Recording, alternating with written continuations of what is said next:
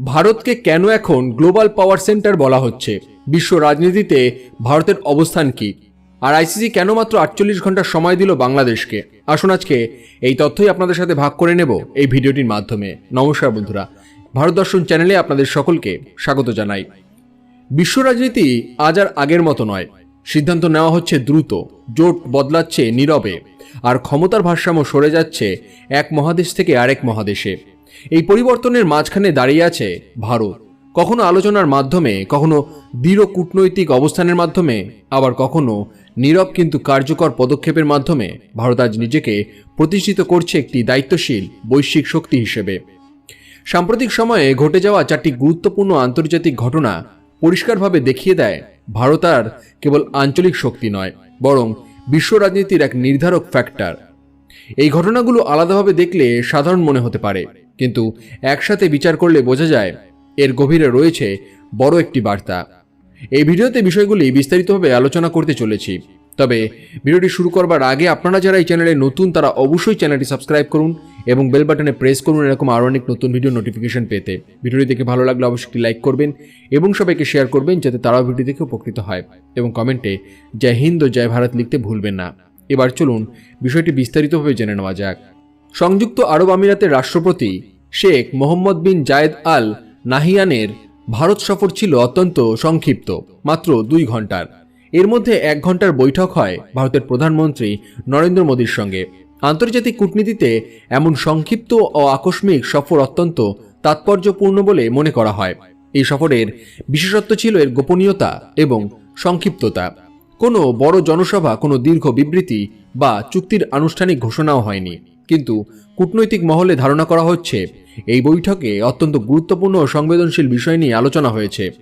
ভারত এবং ইউএই এর ইতিমধ্যেই শক্তিশালী অর্থনৈতিক জ্বালানি ও প্রতিরক্ষা সম্পর্ক গড়ে তুলেছে।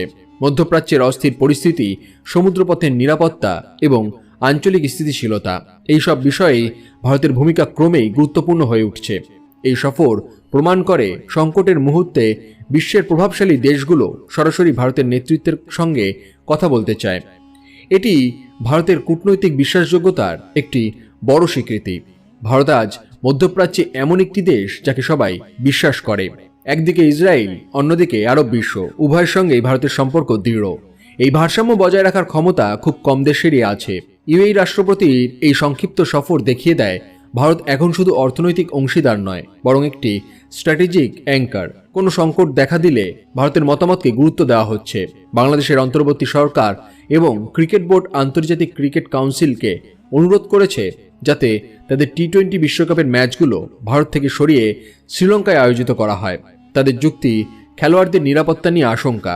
এই অনুরোধ আন্তর্জাতিক মহলে বিস্ময় সৃষ্টি করেছে, কারণ ভারত বহু আন্তর্জাতিক টুর্নামেন্ট সফলভাবে আয়োজন করেছে এবং প্রতিটি দলকে পূর্ণ নিরাপত্তা দিয়েছে। আইসিসি নিজেও স্পষ্টভাবে জানিয়েছে ভারতে খেলোয়াড়দের জন্য সর্বোচ্চ নিরাপত্তা নিশ্চিত করা হবে। আইসিসি বাংলাদেশকে 48 ঘন্টার সময়সীমা দিয়েছে তারা অংশ নেবে কিনা তা নিশ্চিত করার জন্য। এমনকি জানানো হয়েছে বাংলাদেশ সরে গেলে স্কটল্যান্ডকে অন্তর্ভুক্ত করা হতে পারে। ভারত আজ বিশ্ব ক্রীড়াঙ্গনে অন্যতম সেরা আয়োজক দেশ। অলিম্পিক, বিশ্বকাপ, আইপিএল এসব ক্ষেত্রেই ভারত তার সক্ষমতা প্রমাণ করেছে। বাংলাদেশের এই অবস্থান অনেকের কাছেই রাজনৈতিক সিদ্ধান্ত বলেই মনে হয়েছে, কিন্তু ভারত অত্যন্ত সংযত ও দায়িত্বশীল আচরণ করেছে। কোনো উত্তেজনাকর বক্তব্য না দিয়ে কেবল বাস্তব তথ্য ও নিরাপত্তা ব্যবস্থার উপরে জোর দিয়েছে। এটি ভারতের পরিপক্কতা, কূটনৈতিক শালীনতার পরিচয়। পোল্যান্ডের উপপ্রধানমন্ত্রী ও পররাষ্ট্রমন্ত্রী রাদোস্লাভ সিকোস্কির ভারত সফর ছিল অত্যন্ত গুরুত্বপূর্ণ। এই সফরে ভারতের বিদেশমন্ত্রী এস জয়শঙ্কর প্রকাশ্যে পোল্যান্ডের অতীত অবস্থানের সমালোচনা করেন। বিশেষ করে পাকিস্তানের সঙ্গে পোল্যান্ডের যৌথ বিবৃতিতে জম্মু ও কাশ্মীর প্রসঙ্গ উল্লেখ করাকে ভারত স্পষ্টভাবে প্রশ্ন তোলে। জয়শঙ্কর স্পষ্ট ভাষায় বলেন, আন্তর্জাতিক সংঘাতের ক্ষেত্রে দ্বিমুখী নীতি গ্রহণযোগ্য নয়। সন্ত্রাসবাদের প্রশ্নে শূন্য সহনশীলতা থাকতে হবে, বিশেষ করে সীমান্ত পারে সন্ত্রাসবাদের ক্ষেত্রে। এই বক্তব্য দেখিয়ে দেয় ভারত আর চুপ করে বসে থাকার দেশ নয়। বন্ধুত্বপূর্ণ সম্পর্ক বজায় রেখেও জাতীয় স্বার্থে দৃঢ় অবস্থান নেওয়া ভারত এখন জানে। এই পশ্চিমা দেশগুলোর জন্য একটি স্পষ্ট বার্তা, ভারতের সঙ্গে সম্পর্ক রাখতে হলে বাস্তবতা মেনে চলতে হবে। মার্কিন যুক্তরাষ্ট্রের প্রাক্তন প্রেসিডেন্ট ডোনাল্ড ট্রাম্প একটি নতুন উদ্যোগের কথা ঘোষণা করেছেন, বোর্ড অব পিস। এই বোর্ডে ভারতসহ প্রায় 60টি দেশকে আমন্ত্রণ জানানো হয়েছে।